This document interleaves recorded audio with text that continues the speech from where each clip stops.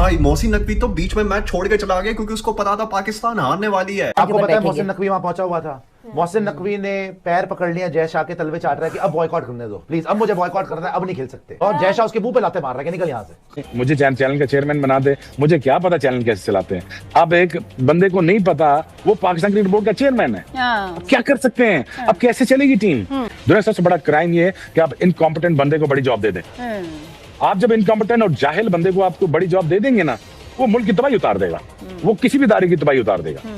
मिसाल है आपके सामने, समझदार आप खुद है।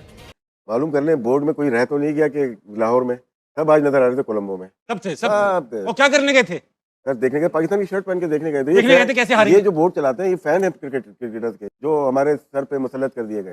भाई उन्होंने तहिया कर लिया ना। आज आप देखें कि आईसीसी के जो चेयरमैन थे जय शाह, संजोग गुप्ता उनके सीईओ, वो अलग बैठे हुए थे, पाकिस्तान के लोग अलग बैठे हुए थे। तो ये तो आईसीसी लेवल पर भी दूरियां नजर आ रही है ना। तो उन्होंने तो देखें ये गन करना है।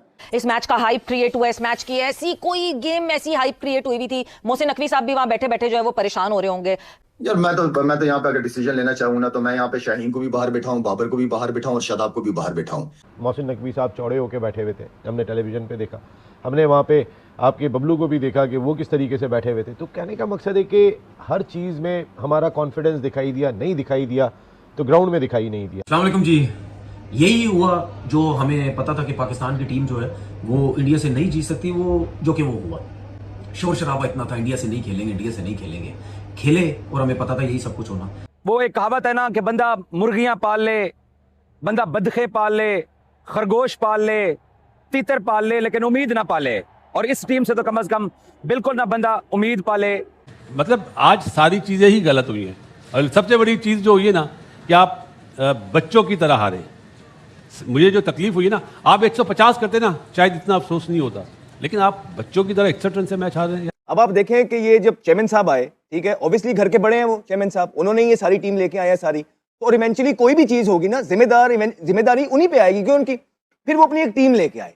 अब उस टीम ने डिसाइड करना था कि ये टीम का फेथ क्या जाएगा और टीम की शक्ल क्या निकलेगी, क्योंकि चेयरमैन साहब को तो क्रिकेट का पता नहीं था। आप हारते हो सवेरा, आप हार जाते हो, लेकिन इस तरह तो कोई नहीं हारता ना, वन साइडेड तो नहीं हारता ना कोई। मेरा पाकिस्तान की टीम है, मेरा मतलब है कि यार आप फाइट करो। अब हमने भी क्रिकेट खेली हुई है, हम भी बहुत दफा हारे हैं, लेकिन इस तरह मुझे तो नहीं याद आ रहा कि कभी हम इस तरीके से क्रिकेट खेले हो या इस तरह हारे हैं, लेकिन इस तरह नहीं हारे। ये आप धूल चाटेंगे यार, आप ये जो बेइज्जती इन्होंने कराई है, मेरे पास बात नहीं बताने के लिए यार। आप क्या समझ रहे हैं?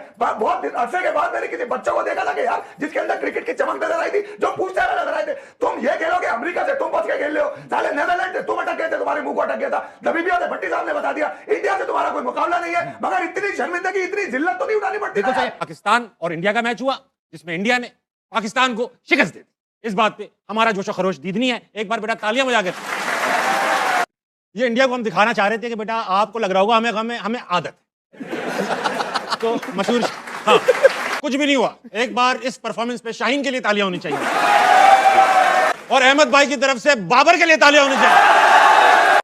क्या हुआ यार? पता था ये तो है, ये तो चैनल की वजह से हमें थोड़ी सपोर्ट करनी पड़ती है। मैच है ही नहीं बिल्कुल, कहाँ से मैच है? सही बात है, तो मुकाबला नहीं है, जो तैयारी है, जो प्लेयर्स है, जो मेरिट है, वो है नहीं हमारे पास। और पूरी दुनिया में सब कॉन्टिनेंट में बात हो रही है उस्मान तारिक की, कब आया बॉलिंग करने? 11वां ओवर। तो आधा मैच जब वो ले गए थे अपने पास, उसके बाद हमारा मेन बॉलर आ रहा है। हिस्ट्री में जाए ना कि हमारी हिस्ट्री है कि हम चेज अच्छा नहीं करते। इसी टूर्नामेंट में अच्छी विकेट पे आप 145 148 नहीं कर पा रहे और एक वीकर साइड के अगेंस्ट। तो आप एक बड़ी टीम के अगेंस्ट एक बड़े मैच में ये फैसला कैसे कर सकते हैं? सूर्या से सवाल हुआ तो उसने कहा हम तो चाह ही रहे थे कि हमने बैटिंग करनी है। हम चौथा मैच ये थोड़े से अरसे के अंदर भारत से फिर से हार गए, ठीक है, चौथा मैच, और इस दफा तो बुरे तरीके से हारे हैं और अवाम के सेंटिमेंट्स हर्ट होते हैं यार। तो खुदारा ये जो आपके 3-4 प्लेयर हैं सीनियर, अब इनका टाइम अप हो चुका है, अब ये फैक्ट्स है आपके। दुख होता है बहुत ज्यादा।